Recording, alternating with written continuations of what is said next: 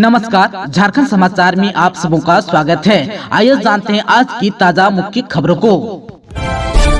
देशव्यापी राशन बंद में झारखंड के 25,000 दुकानदार भी हुए शामिल। हड़ताल लंबी चलने से लोगों की बढ़ सकती है परेशानी। झारखंड के 25,000 से अधिक सरकारी राशन दुकानों के डीलर सोमवार को राष्ट्रव्यापी अनिश्चितकालीन राशन बंद में शामिल हो गए।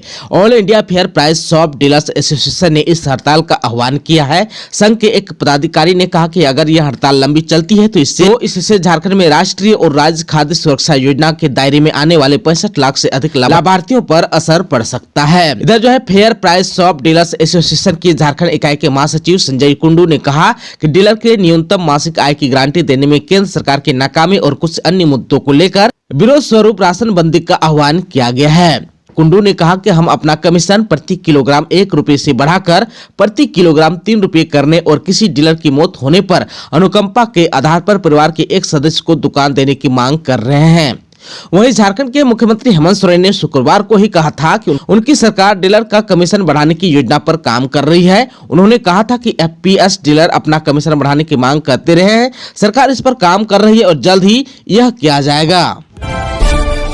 झारखंड कर्मचारी चयन आयोग से 10वीं और 12वीं पास के लिए 2532 पदों पर भर्ती, जल्द शुरू होंगे आवेदन।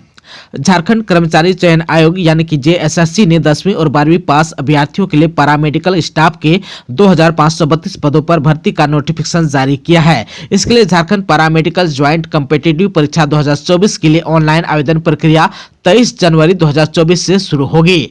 झारखंड कर्मचारी चयन आयोग की इस वैकेंसी में आवेदन करने को इच्छुक अभ्यर्थी आयोग की ऑफिशियल वेबसाइट jssc.nic.in पर जाकर 31 दिसंबर 2023 को JPMCCE 2024 के लिए जारी बैकलॉग और रेगुलर भर्ती का शॉर्ट नोटिस चेक कर सकते हैं।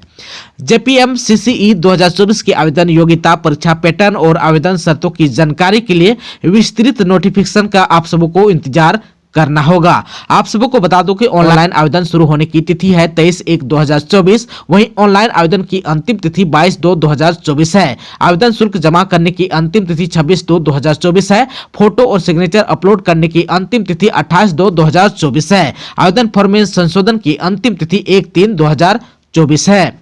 आप सबको बता दो कि 18 से 35 वर्ष आयु सीमा है। आरक्षित वर्ग को नियमानुसार छूट भी मिलेगी, जबकि 10वीं और 12वीं पास शैक्षणिक योग्यता है। आवेदन शुल्क 100 रुपया है, जबकि SC/ST अभ्यर्थियों को मात्र 50 रुपया जमा करने होंगे। आवेदन शुल्क ऑनलाइन मोड से जमा कराया जा सकता है।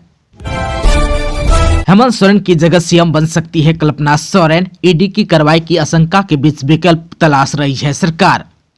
मुख्यमंत्री हेमंत सोरेन के खिलाफ प्रवर्तन निदेशालय की कार्रवाई की आशंका के बीच झारखंड के झामुमो कांग्रेस राजद गठबंधन सरकार ने वैकल्पिक रास्ते की तलाश शुरू कर दी है। जमीन घोटाला मामले में ईडी ने झारखंड के मुख्यमंत्री सह झारखंड मुक्ति मोर्चा के कार्यकारी अध्यक्ष हेमंत सोरेन को पूछताछ के लिए 6 बार समन जारी किया, लेकिन हेमंत सोरेन ईडी के क्षेत्रीय कार्यालय में पूछताछ के लिए हाजिर नहीं हुए। इसके बाद 7वां समन भी जारी करते हुए 29 दिसंबर को मुख्यमंत्री से कहा गया कि केंद्रीय एजेंसी को उनसे पूछताछ करना है, वह बताएं कि कब और कहां उपलब्ध रहेंगे। ईडी ने उन्हें 2 दिन तक का वक्त भी दिया था। वक्त बीत जाने के बाद भी हेमंत सोरेन की ओर से ईडी को कोई जवाब नहीं दिया गया। इसी बीच गिरिडीह जिले के गांडेय विधानसभा से निर्वाचित विधायक डॉक्टर सरफराज अहमद ने विधानसभा की सदस्यता से इस्तीफा भी दे दिया। झारखंड विधानसभा सचिवालय ने सोमवार को इसकी अधिसूचना भी जारी कर दी। इसके बाद से ही चर्चा है कि ईडी की किसी भी संभावित कार्रवाई के लिए हेमंत सोरेन तैयार है। साथ ही सरकार वैकल्पिक रास्ता भी तलाश रही है। अंदर खाने के सूत्र बता रहे हैं कि हेमंत सोरेन की जगह उसकी पत्नी कल्पना सोरेन को मुख्यमंत्री पद की शपथ दिलाई जा सकती है। उनको गांडे से उपचुनाव लड़ाया जा सकता है, इसलिए गांडे विधानसभा सीट से डॉक्टर सरफराज अहमद का इस्तीफा हुआ है। हालांकि राजनीतिक गलियारे में चर्चा है कि डॉक्टर सरफराज अहमद पिछले कुछ दिनों से झामुमो से नाराज चल रहे थे, इसलिए उन्होंने विधानसभा की सदस्यता से इस्तीफा दिया है। उधर विपक्षी दलों ने भी इस मुद्दे पर अपनी प्रतिक्रिया देनी शुरू कर दी है। दिसोम सोहराय पर्व आगामी 5 जनवरी को मनाने का लिया गया निर्णय। दिसोम मांझी थान और जाहिर थान समिति की बैठक दिसोम मांझी बाबा विशाल मरांडे की अध्यक्षता में संपन्न हुई। प्रत्येक सप्ताह के भांति इस सप्ताह भी साप्ताहिक पूजा के पश्चात बैठक हुई, जिसमें अतांग दराम दिसोम सोहराय पर्व आगामी 5 जनवरी 2024 को सर्वसम्मति से मनाने का निर्णय लिया गया। सोहराय के दिन प्रातः 7 बजे नायकी बाबा के नेतृत्व में गोट पूजा होगी। दोपहर 12:30 पर अतिथियों का आगमन होगा। उनका स्वागत भी संथाली रीति रिवाज से धूमधाम के साथ किया जाएगा। दोपहर से प्रसाद के रूप में खिचड़ी का वितरण किया जाएगा। दिसम मांझी थान समितियों ने सभी दिसम पेड़ा को इस सोहराय पर्व में आमंत्रण किया है। साथ ही आग्रह भी किया है कि सभी उस दिन को अपने परंपरा पोशाक पंछी लुंगी में आने की बात कही है। मौके पर सुरेश चंद्र सोरेन, नीलेश हंसदा, टेकलाल मरांडी, सुनील मुर्मू, मुकेश RDS टुडू, दीपक हेम्ब्रम, बोनीलाल टुडू, सतीश सोरेन, मोहन टुडू, सुशील मरांडी, प्रेम हंसदा, अंजनी बेसरा, झुमरी सोरेन, सीमा सोरेन, सनी देवल बेसरा, लव किशोर टुडू, राम हंसदा आदि लोग मौजूद थे। खरसवां गोलीकांड में शहीद बेदी पर पहुंचने वाले पहले राज्यपाल बने CP राधाकृष्णन, अर्जुन मुंडा भी रहे मौजूद।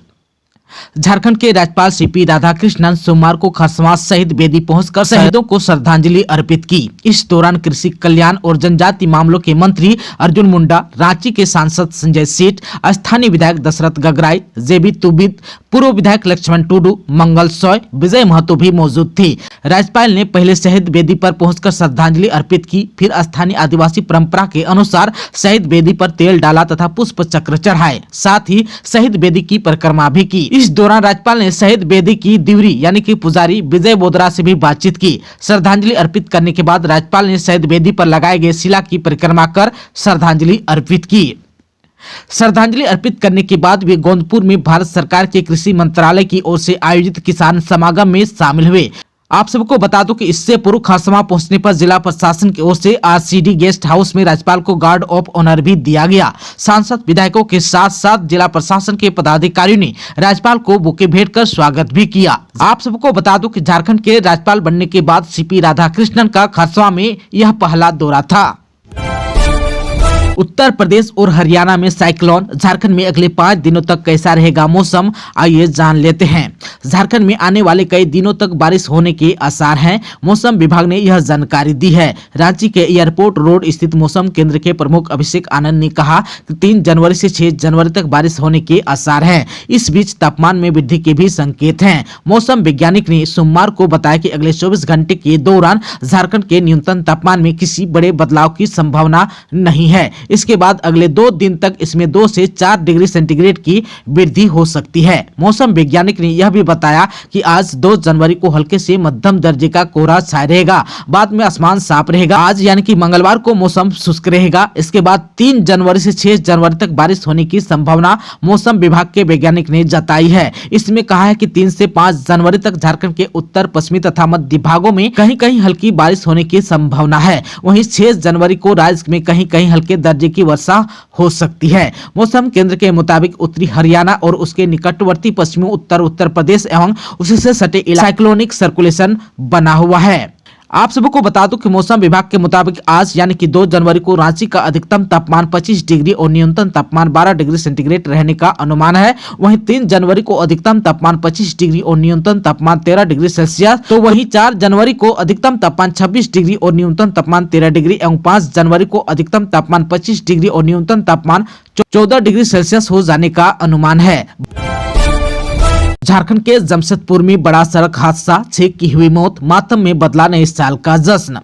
साल 2024 के पहले ही दिन जमशेदपुर के बिष्टुपुर थाना क्षेत्र अंतर्गत सर्किट हाउस साइन मंदिर के पास बड़ा सड़क हादसा हो गया, जहां एक कार पहले पोल से और फिर पेड़ से जा टकराई। इस हादसे में घटनास्थल पर ही 5 लोगों की मौत हो गई, जबकि एक की मौत अस्पताल ले जाने के दौरान हो गई। टक्कर इतनी जोरदार थी कि कार के परखच्चे उड़ गए। 3 लोग कार में पूरी तरह फंसे थे, जिसे निकालने में काफी मशक्कत करनी पड़ी। बड़ी मुश्किल से तीनों को बाहर निकाला जा सका, जिसके बाद उन्हें इलाज के लिए अस्पताल ले जाया जा रहा था, लेकिन एक ने रास्ते में ही दम तोड़ दिया। फिलहाल 2 लोगों का इलाज चल रहा है। दोनों की स्थिति गंभीर बनी हुई है। जानकारी के अनुसार कार में कुल 8 लोग सवार थे। घायल दोनों युवकों में एक का इलाज TMH और दूसरे का इलाज स्टील सिटी नर्सिंग होम में किया जा रहा है। वहीं सभी 6 शवों को फिलहाल MGM अस्पताल में रखा गया है। घटना सोमवार की सुबह करीब 7 बजे की है। घटना के बाद अहिल्यापुर के बाबाकुट्टी के कई घरों में नए साल का जश्न मातम में बदल गया। इधर हादसे की सूचना पाकर मौके पर पहुंचे परिजनों का रो रो कर बुरा हाल है। इधर सड़क हादसे की सूचना मिलने पर बिष्टुपुर और सोनारी पुलिस मौके पर पहुंची और मामले की जांच शुरू कर दी। 2024 में साहिबगंज में गंगा पुल, 4 लेन सड़क और भव्य रेलवे स्टेशन का निर्माण कार्य होगा पूर्ण। नई साल और नई उम्मीदें, इस सोच के साथ वर्ष 2023 का समापन और नए वर्ष 2024 का शुभारंभ हो रहा है। नए साल में विकास को लेकर जिला वासियों को कई आशाएं हैं। वर्ष 2024 में जिले में कई ऐसी सरकारी योजनाएं पूर्ण होने जा रही है जो न केवल यहां के लोगों की दशा और दिशा को तय करेगा बल्कि साहिबगंज के विकास में मील का पत्थर भी साबित होगा। इसमें साहिबगंज मनिहारी के बीच गंगा नदी पर बनने वाला गंगा पुल, उधवा मिर्जा चौकी के बीच बन रहा 4 लेन पथ और अमृत स्टेशन के तहत बन रहा साहिबगंज का रेलवे स्टेशन समेत अन्य कई योजनाएं शामिल हैं। इन योजनाओं के पूर्ण होने से यहां के लोगों को विकास की एक नई गति मिलेगी, सुविधाओं का विस्तार होगा, साथ ही आगमन तथा रोजगार के साधन भी बढ़ेंगे।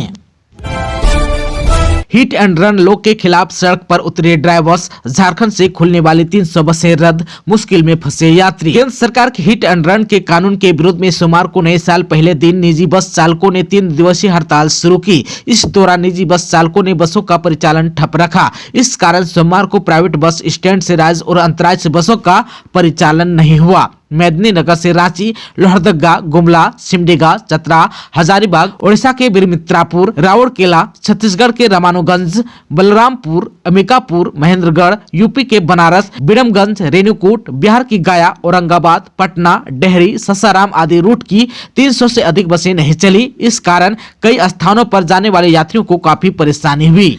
आलोक सिंह ने कहा है कि अक्सर एक्सीडेंट के बाद भीड़ उग्र हो जाती है और चालक को अपनी जान बचाकर भागना पड़ता है। अगर वह वहां रुकेगा तो उसकी जान भी जा सकती है। ऐसे में इस कानून की व्यवहार्यता नहीं है, इसे केंद्र सरकार जल्द वापस ले। दोस्तों, अभी तक आपने चैनल को सब्सक्राइब नहीं किया है तो प्लीज चैनल को सब्सक्राइब कर बेल आइकन को प्रेस कर दीजिएगा ताकि खबरों का अपडेट आपको मिलता रहेगा। इसके साथ ही आज के खबरों में बस इतना ही। हमें दीजिए इजाजत। नमस्कार।